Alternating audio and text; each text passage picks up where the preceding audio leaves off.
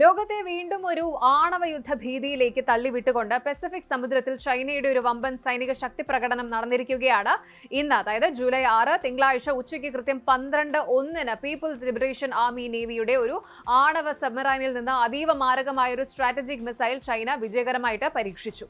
ഒരു dummy warhead training stimulation വാർഹെഡുമായിട്ട് കുതിച്ചുയർന്ന ഈ missile Pacific സമുദ്രത്തിലെ അന്താരാഷ്ട്ര ജലാശയത്തിൽ മുൻകൂട്ടി നിശ്ചയിച്ച കൃത്യമായ ലക്ഷ്യസ്ഥാനത്ത് പതിച്ചു എന്നാണ് ബെയ്ജിംഗ് അവകാശപ്പെടുന്നത്.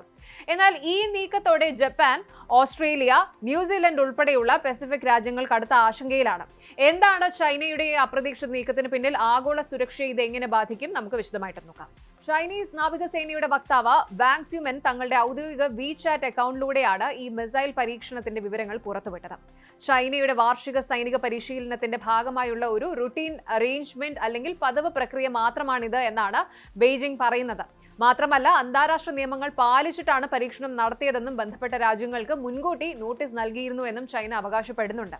എന്നാൽ ഈ മിസൈൽ കൃത്യമായി എവിടെ നിന്നാണ് വിക്ഷേപിച്ചതെന്നോ സമുദ്രത്തിൽ എവിടെയാണ് പതിച്ചതെന്നോ ഉള്ള കൃത്യമായ വിവരങ്ങൾ പുറത്തുവിടാൻ ചൈന ഇതുവരെ തയ്യാറായിട്ടില്ല. ഈ സുതാര്യത കുറവാണ് അയൽ രാജ്യങ്ങളെ ചൊടിപ്പിക്കുന്നത്. ചൈന മുൻകൂട്ടി അറിയിച്ചു എന്ന് പറയുന്നുണ്ടെങ്കിലും പരീക്ഷണത്തിന് തൊട്ടു മുൻപ് തന്നെ പസഫിക് മേഖലയിലെ പ്രമുഖ രാജ്യങ്ങൾ കടുത്ത ആശങ്കയാണ് രേഖപ്പെടുത്തിയത്.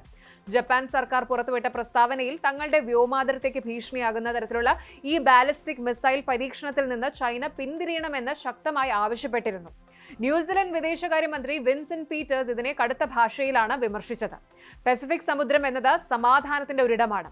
അവിടെ ആണവശേഷിയുള്ള മാരക ആയുധങ്ങൾ ചൈന പരീക്ഷിക്കുന്നത് ഈ ഒരു മേഖലയുടെ സുസ്ഥിരതയ്ക്ക് ഒട്ടും നിരക്കുന്നതല്ല എന്നാണ് അദ്ദേഹം പറഞ്ഞത്. പാപ്പുവ ന്യൂ ഗിനി വിദേശകാര്യമന്ത്രി ജസ്റ്റിൻ ടി കാച്ചങ്കോയും തനിക്ക് ചൈനീസ് അംബാസിഡർ നേരിട്ട് വിളിച്ച് മുന്നറിയിപ്പ് നൽകിയതായി സ്ഥിരീകരിച്ചിട്ടുണ്ട്. അതേസമയം ഓസ്ട്രേലിയയും ഇതിനെതിരെ അതീവ ഗൗരവത്തോടെയാണ് പ്രതികരിച്ചിരിക്കുന്നത്.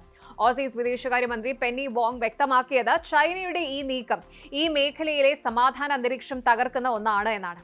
യാതൊരുവിധ സുതാര്യതയും ഇല്ലാതെ ചൈന തങ്ങളുടെ സൈനിക ശേഷി അതിവേഗം വർദ്ധിപ്പിക്കുന്നത് മറ്റ് രാജ്യങ്ങളിൽ വലിയ അവിശ്വാസം ഉണ്ടാക്കുന്നുണ്ട്. സ്റ്റാർബോർഡ് എന്ന മാരിടൈം ഇന്റലിജൻസ് കമ്പനി പുറത്തുവിട്ട സാറ്റലൈറ്റ് ചിത്രങ്ങൾ പ്രകാരം ഈ മിസൈൽ പരീക്ഷണത്തെ നിരീക്ഷിക്കാനായിട്ട് 2 ചൈനീസ് സാറ്റലൈറ്റ് ട്രാക്കിംഗ് കപ്പലുകൾ പസഫിക് മേഖലയിൽ നിലയുറപ്പിച്ചിരുന്നു എന്നതും ശ്രദ്ധേയമാണ്. അതായത് ഇതൊരു വലിയ ആസൂത്രിത നീക്കമായിരുന്നു എന്ന് ചുരുക്കം.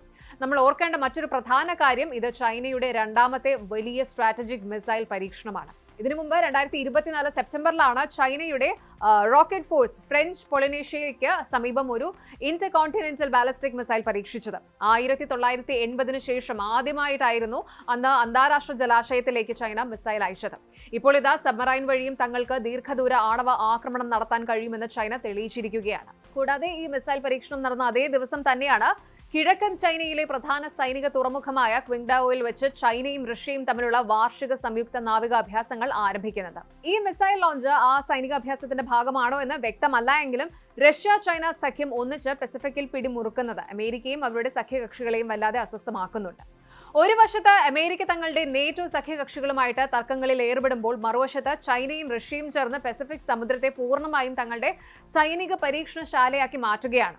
സമുദ്രത്തിനടിയിൽ നിന്ന് ഉയരുന്ന ചൈനയുടെ ഈ ആണവ സന്ദേശം ആഗോള ശക്തി സമവാക്യങ്ങളെ എങ്ങനെ മാറ്റിയെഴുതുമെന്ന് നമ്മൾ കാത്തിരുന്ന് കാണേണ്ടി വരും. കൂടുതൽ വാർത്തകൾക്ക് news 18 Keralam YouTube channel subscribe ചെയ്യുക.